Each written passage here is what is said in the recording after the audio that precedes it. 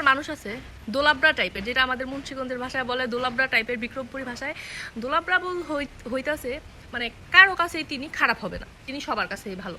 কিন্তু মানে কারোর সাথে যদি শত্রু হয়, ওই শত্রুর সাথেই হ্যাঁ কেমন আছো, ভালো আছো, আইসো বাসায়, খাইয়া যাইও, বেড়াইয়া যাইও, ঘুইরা যাইও, তোমার স্বামী কেমন আছে, তোমার বউ কেমন আছে, তোমার বাচ্চা কেমন আছে, থাক ভাই, তোর ভালো লাগে না ওরে, তুই ওরা ইগনোর কর।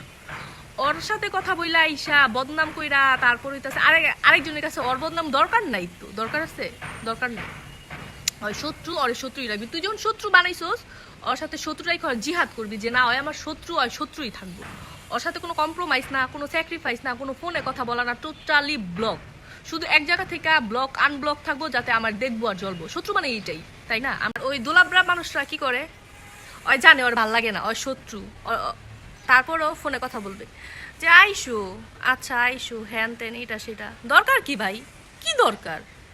তোমার ভাল লাগে না ওরে, তুমি ওরে ইগনোর করবা, ওই ফোন দিলে ফোন ধরবা না।